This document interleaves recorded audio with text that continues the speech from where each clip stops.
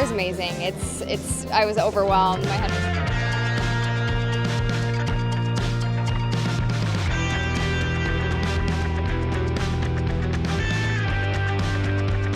You need to leave. You're not understanding. Will you go away? I will go away. You can squirt with me water. Go away. Tonight, that future is looking more uncertain than ever.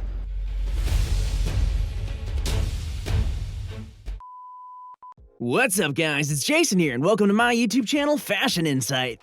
TopShop opened its first store in New York City in 2009. It attracted supermodel Kate Moss to the opening, and a long line of mostly young, very enthusiastic women waited to shop at TopShop for its fast fashion that was uniquely British and collaborated with high-profile celebrities such as Moss herself, as well as Beyonce.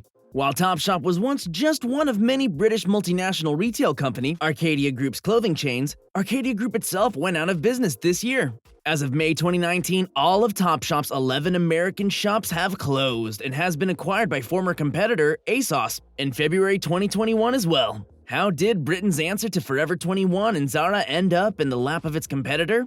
This is about the rise and fall of TopShop, the history of TopShop, and a full analysis of why did TopShop fail and go bankrupt.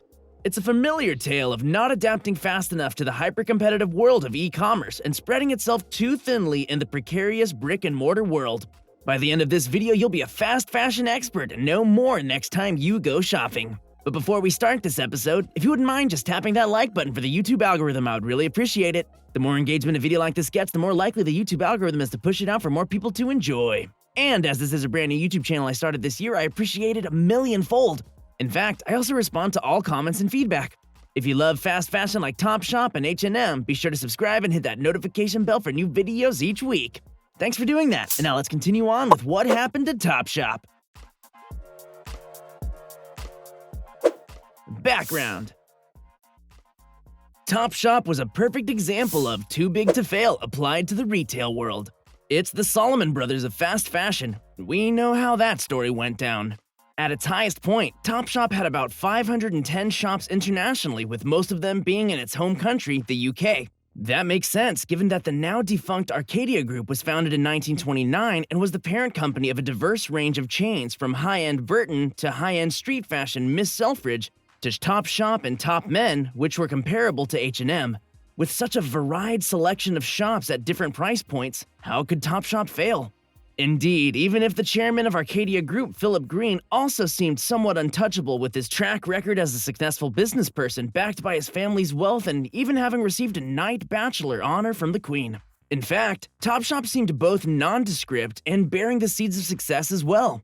Founded in 1964 in the very working-class city of Sheffield, TopShop began in a barely noticeable section of the department store, Peter Robinson's basement. Think of the now-defunct Peter Robinson as the UK's Sears, which is also defunct. Are we noticing a trend? At the time, TopShop was marketed as an extension of the Peter Robinson offerings, but focused exclusively on young women's fashion. It distinguished itself from competitors by making it a point to showcase up-and-coming new British designers. The appeal seemed to be a no-brainer, given that TopShop came of age as youth-oriented brands such as the Beatles were taking the UK and the world by storm. Almost a decade later, by 1973, largely due to the strengths of its offerings, TopShop's then-parent company, the Burton Group, divided TopShop from Peter Robinson. The Burton Group decided that TopShop would continue to be successful by focusing on mostly young women, especially those ranging from ages 13 to 24. Slow rise. Just 1 year later, by 1974, TopShop proved to be more profitable than where it had originally started. Peter Robinson's basement. Since it split from TopShop, Peter Robinson's stores had dwindled from 22 to only 6. Within only 2 years, TopShop made a profit of more than $1 million and had its 55 standalone stores. Based on its commercial success and the strength of its branding, the Burton Group rolled the dice and opened a men's-focused spin-off creatively named Top Man in the working-class city of Leeds. It took off as well, coinciding with a decline in tailoring services for men. In 2 years, Topman made more than £1 million. Throughout the next decade, in the 1980s, the TopShop brand became stylized as TopShop. The 1980s were not its most profitable decade, partially due to changes in fashion. The 1990s were much better, as renowned businesswoman Jane Shepherdson became brand director. With Shepherdson at the helm, TopShop made more than £9 million annually. The decade went so well that TopShop opened up its 90,000 square foot, 3-floor flagship shop in Oxford Circus. It was in the prime location of London as one of the first shops that tube commuters saw once they exited the Oxford Circus station. To keep shoppers in its flagship, the TopShop flagship functioned almost as a shopping center within itself with food and drink kiosks inside, a nail bar, and a DJ booth to give it a hip, almost nightclub vibe. If you thought opening up an enormous flagship was enough to cap off the decade for TopShop, you're right. Just kidding, you would be wrong. The Burton Group split up and restructured the Arcadia Group, partially to buy out other well-known department stores such as Miss Selfridge and Wallace. In 2002, TopShop seemed to emphasize that it was playing with the big boys. Businessperson and socialite Philip Green bought the Arcadia Group for £850 million. By 2005, the chain brought in more than $100 million a year.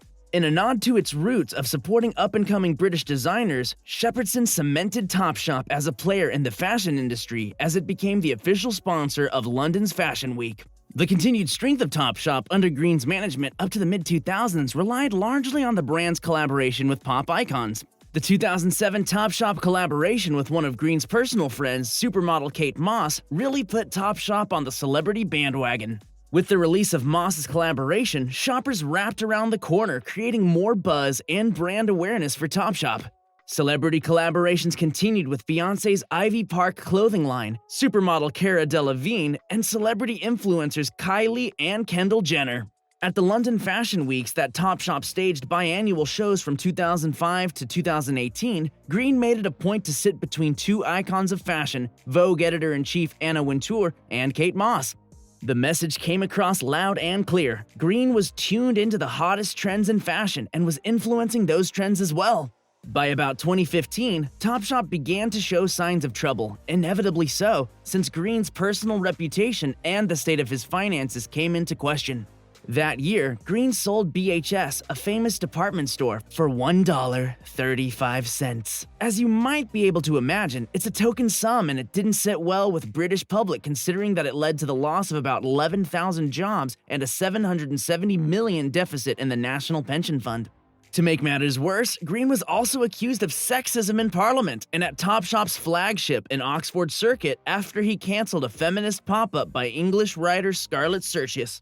Though Green denied such accusations, his personal reputation had an impact on TopShop, with Beyonce pulling her Ivy Park clothing line from the stores after she bought out Green's shares in the collaboration. The damage didn't stop there, with TopShop being forced to cancel its launch party for its collaboration with designer Michael Halpern. 2019, as the decade was about to close to the end, TopShop suffered about $674 million in losses, with sales dropping 9%. The COVID-19 pandemic didn't help TopShop's reputation, with reports coming out that Bangladeshi garment makers complained about Arcadia Group canceling many orders and requiring a 30% discount on extant orders. Alongside TopShop's troubles caused by Green's personal finances, the company faced more competition without sufficient investment in building its online presence, e-commerce experience overall.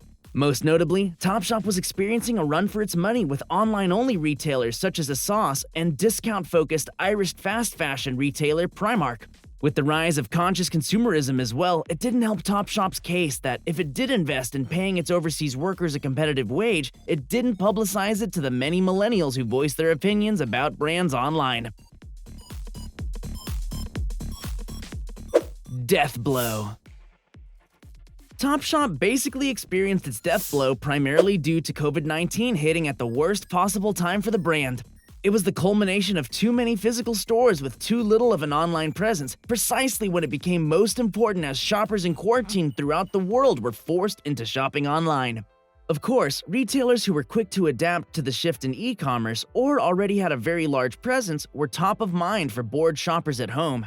In late May 2019, TopShop had already filed for bankruptcy in the US. In its court proceedings, the fast fashion retailer outlined many of the challenges that fashion retailers experienced as well. By November 2020, its former brand director Jane Shepherdson called it as she told the BBC that the most likely scenario for the cash-strapped retailer was that an online competitor would buy out the brand.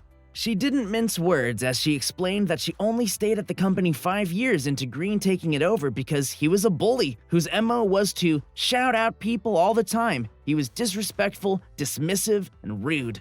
With his reputation preceding him, Green going down in proverbial flames shouldn't come as a surprise. It also shouldn't have come as a surprise that by February 1st, 2021, news outlets were reporting that online-only retailer Asos was buying TopShop, Topman, Miss Selfridge, and Hit, a sports brand. Asos was pulling a true 21st century move by buying the brands and its stock, but not the physical locations. It meant 2,500 in-store jobs were lost off the bat as the 70 physical locations closed permanently. However, Asos was confident that it could continue to grow the brand within its own portfolio as they attempted to grow their non-UK markets, especially in the US and Germany. Asos noted that the 4 brands actually generated $1.4 billion in 2019. Their revenue fell to about $364 million during the pandemic in 2020. Assuming that COVID-19 is a blip on the map, Asos may be right. They got TopShop on the cheap considering what it could bring to the table. Asos was also in an ideal position to nourish its new acquisitions since COVID-19, it more than quadrupled its profits. With its millennial-friendly e-commerce store offering a mix of makeup, skincare, and sportswear, Asos was a hipper version of Target with its more diverse set of offerings than competitors such as Forever 21 and Shine. TopShop's future in Asos's hands.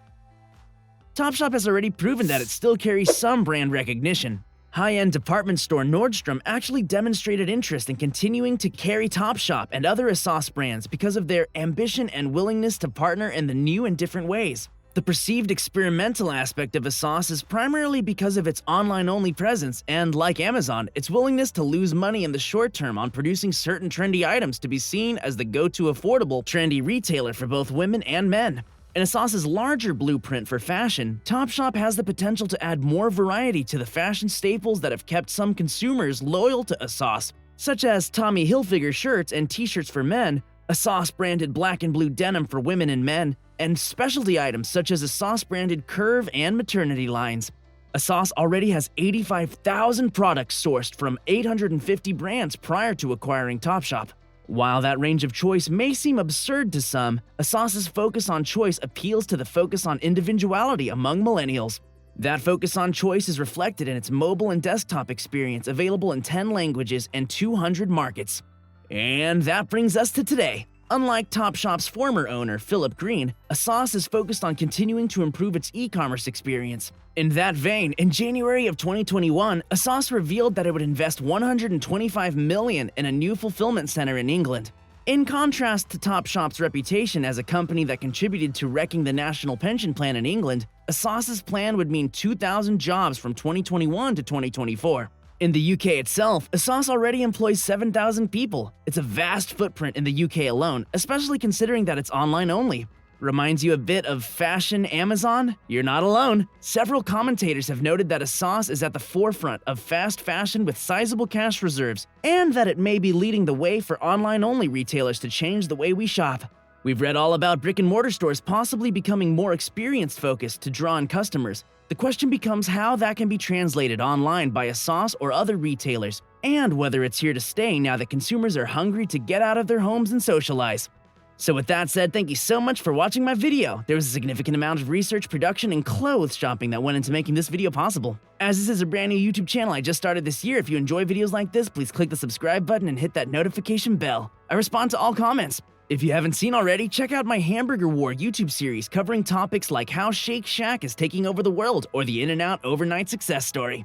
As always, stay happy and healthy and stay tuned for another episode of Company Insight next week.